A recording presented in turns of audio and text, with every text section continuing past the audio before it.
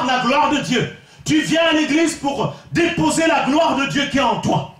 Amen. Alléluia. Amen. Tu viens à l'église pour montrer ce que tu as reçu de la part de ton Dieu. Amen. Et ensemble, comme des braises, comme des charbons, alors il y a un grand brasier qui va s'allumer. Et on verra le feu de Dieu qui embrase tout ce qui n'est pas la gloire de Dieu. Et on verra des miracles, on verra des guérisons, on verra des choses que l'œil n'a point vues, parce que de ta maison, la gloire de Dieu était déjà avec toi. Alléluia. Amen. De toutes les contrées où nous viendrons, nous serons chargés de la gloire de Dieu. Et quand on se rassemble, c'est terrible pour le monde des ténèbres. Amen. Alléluia. Amen. Les satanistes ne viennent plus donner les ordres dans l'église. Ils verront qu'il y a la puissance et l'autorité.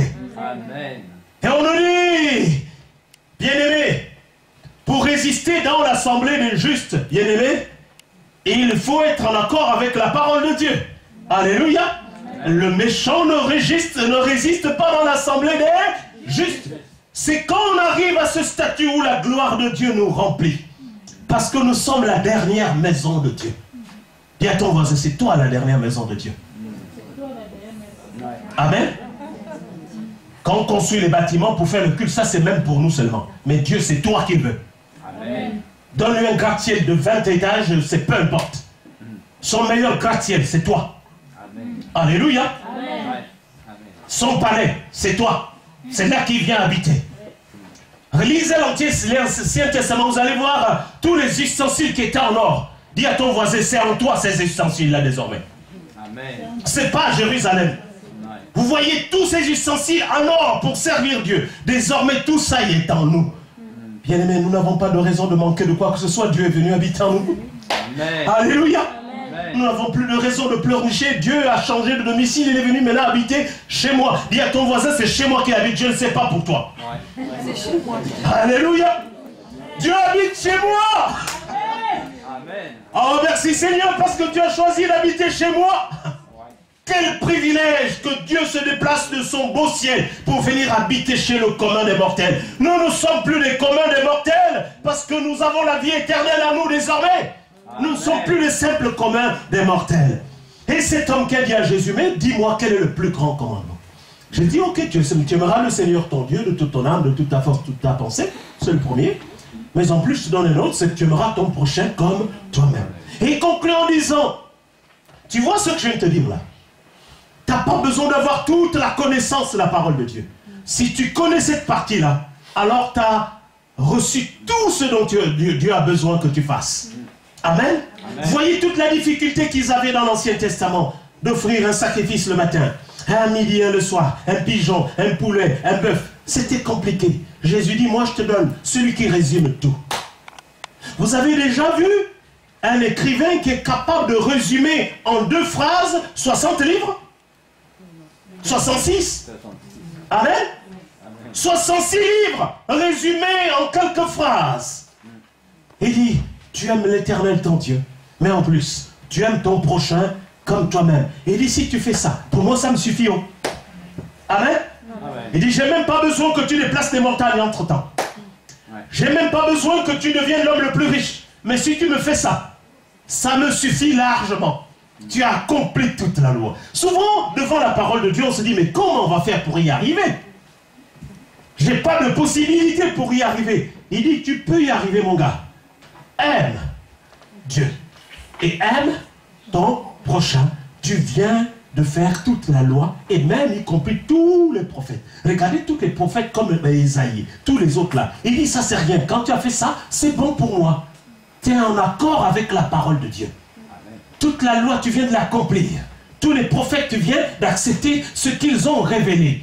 C'est ce qu'il y a comme urgence dans l'église aujourd'hui. C'est que l'amour de Dieu revienne dans l'église, dans les cœurs. Et alors, nous serons le reflet de sa gloire. Et alors, désormais, bien-aimés, lorsque l'homme de l'extérieur viendra, il trouvera le réconfort qui manque de l'autre côté dans le monde. Lorsque ceux du dehors viendront, ils se rendront compte que nous sommes réellement des enfants de Dieu. Parce que c'est le signe qui nous a été donné. Quand on nous reconnaîtra que nous sommes des chrétiens, à partir de l'amour que nous aurons les uns pour les autres. Refuser d'aimer, c'est refuser d'être chrétien.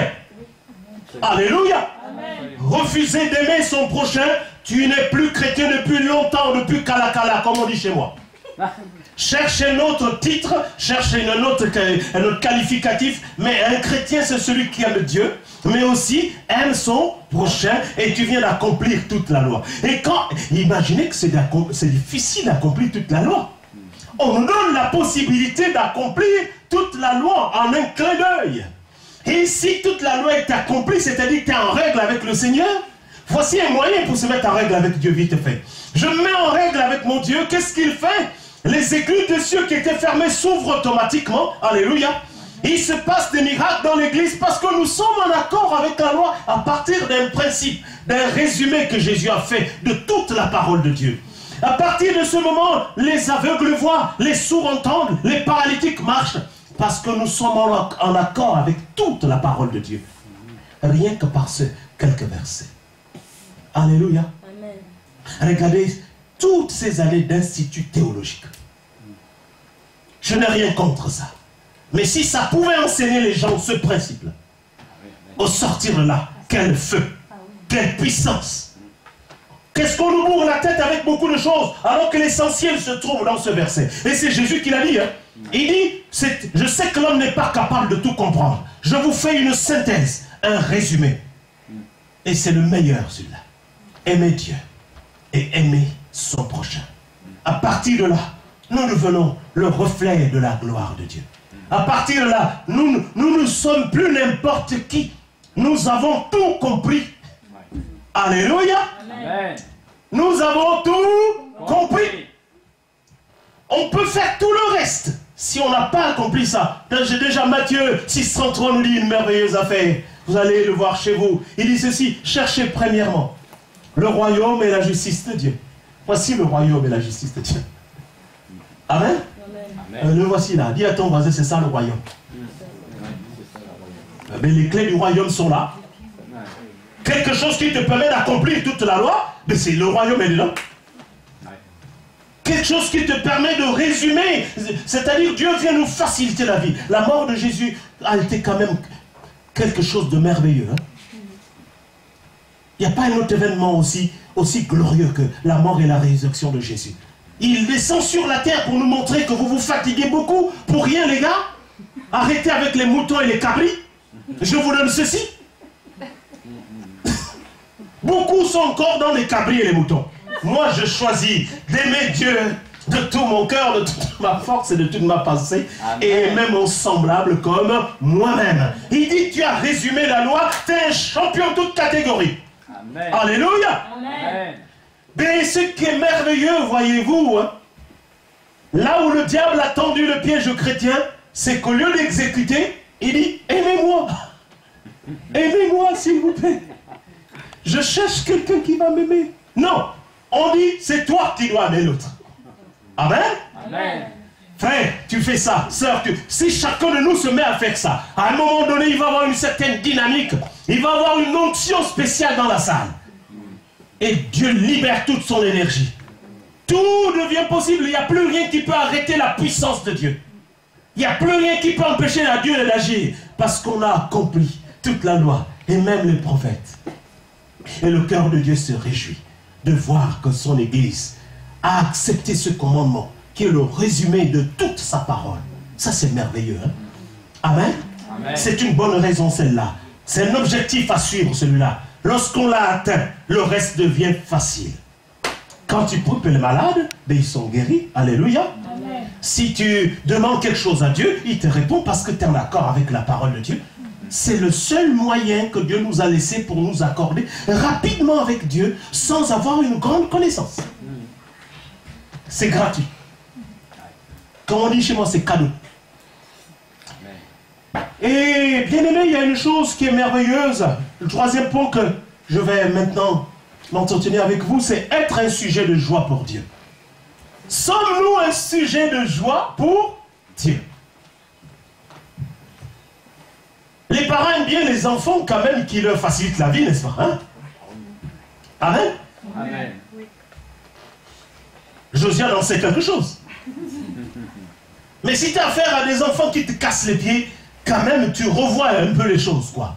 Tu essaies de remettre un peu de l'ordre. Alors, Nous devons être un sujet de joie pour Dieu. Si nous lisons dans Sophonie 3 au verset 17, voilà ce que Dieu dit à notre sujet. L'Éternel, ton Dieu, est au milieu de toi comme un héros qui sauve. Il fera de toi sa plus grande joie. Il gardera le silence dans son amour. Il aura pour toi des transports d'allégresse. Wow! Est-ce que tu fais partie de ceux qui donnent à Dieu des transports d'allégresse? Dieu frémit de joie quand il te regarde. Alléluia. Amen. Sois de ceux-là qui font frémir Dieu de joie par les actes qu'il pose. Des transports d'allégresse. Oh! Imaginez voir Dieu en train de sauter à cause de toi. Alléluia. Dis à ton voisin, fais sauter Dieu ce matin-là. Donne des transports d'allégresse à Dieu ce matin. Oh, attendez, même le roi David qui dansait, ça scandalisait les gens. Mais imaginez Dieu danser à cause des actes que tu poses. Il fera de toi sa plus grande joie. Tu es la joie de l'Éternel, mon frère.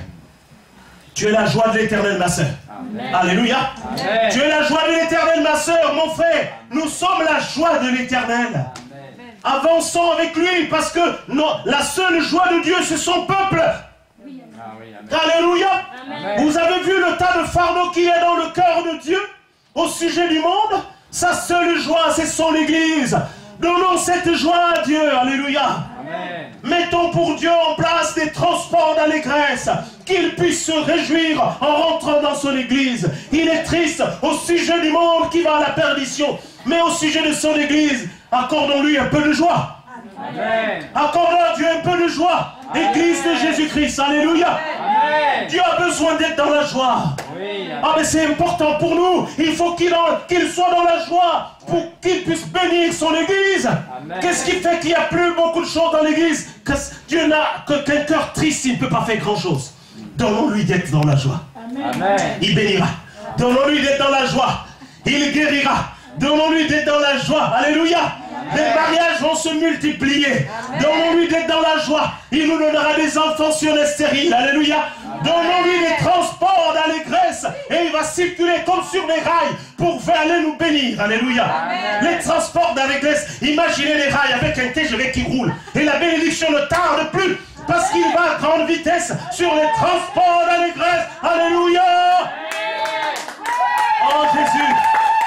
Bénis ton Église. Fais du bien à ton Église de Jésus. Amen. Le cœur de Dieu bat. Et il attend un geste de la part de son Église. C'est nous qui donnons la joie à Dieu. En dehors de son Église, Dieu est triste. Amen.